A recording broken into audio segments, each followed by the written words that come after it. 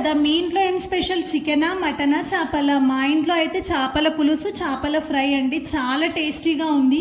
ఒక్కసారి మీరు కూడా ఇలా ఈజీగా అయిపోయేలా చేపల పులుసు మీ ఇంట్లో వాళ్ళకు కూడా చేసి పెట్టండి. ఎలా చేసుకోవాలంటే ఫస్ట్ చేపలను తీసుకొచ్చి మంచిగా వాష్ చేసి ముక్కలు సపరేట్ చేసుకోండి. ఫ్రైకి అలాగా, పులుసుకి అలాగా. మీకు తెలుసు కదా ఎలాంటివి పులుసుకి బాగుంటాయో అలాంటివి తీసుకొని పక్కన పెట్టుకోండి.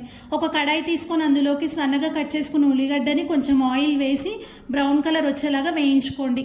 అలాగే ధనియాలు, జీలకర్ర, గసగసాలు, ఎండు కొబ్బరి ఇవన్నీ కూడా లైట్గా అలాగా పచ్చివాసన పోయేలాగా వేయించుకోండి. వేయించుకున్నాక మిక్సర్ జార్ తీసుకొని ఇవన్నీ అందులోకి యాడ్ చేసి కొన్ని వాటర్ అండి, మరి గ్రేవీలాగా కాకుండా వీడియోలో చూపిస్తున్న విధంగా ముద్దలాగా అయ్యేలాగా తీసుకోండి.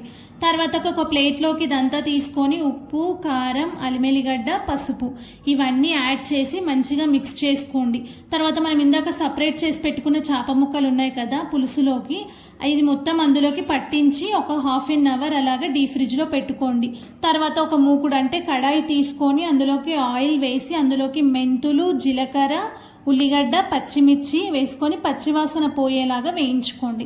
తర్వాత మెల్లగా అల్లిమెల్లిగడ్డ, కొంచెం పసుపు యాడ్ చేసి అది కూడా పచ్చివాసన పోయేలాగా వేయించుకోండి. అంతే అండి. అవి వేగేలోపు ఇటు సైడ్ ఒక 2 టమాటాలను అలాగా కట్ చేసుకోండి.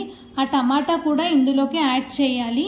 ఒక సైడ్ చింతపండును కూడా నానబెట్టుకోండి. చింతపండు పులుసు కూడా ఈ పులుసుకి అవసరం కదా. అంతే అండి. మంచిగా టమాటా పచ్చివాసన పోయేలాగా వేయించుకున్నాక అందులోకి కారం, ఉప్పు కొంచెం యాడ్ చేయండి.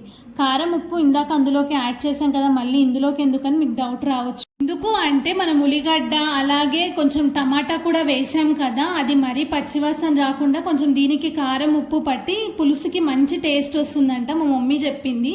కాబట్టి ఇది కూడా యాడ్ చేసి కొంచెం చింతపండు పులుసు అండి, మీకు ఎంత కావాలో అంత చింతపండు పులుసు అందులోకి యాడ్ చేయండి. అది మంచిగా మరుగుతున్న టైంలో మనం ఇందాక ½ అవర్ ముందు ఫ్రిడ్జ్లో పెట్టుకున్నాం కదా చేప ముక్కలు, అవి తీసి ఇందులోకి యాడ్ చేయడమే అండి. ఒక్కొక్కటి మెల్లగా సిమ్లో పెట్టుకొని యాడ్ చేయండి. తర్వాత 1 టైం అలాగా మంచిగా కలపండి.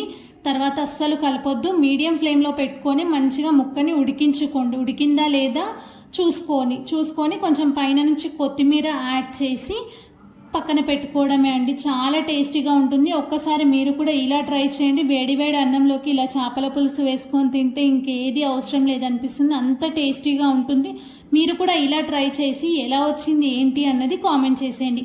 ఈ వీడియో మీకు నచ్చిందని అనుకుంటున్నాను. ఒక్క లైక్ చేసుకోండి, అలాగే కామెంట్ చేయండి మీ ఒపీనియన్ ఏంటో.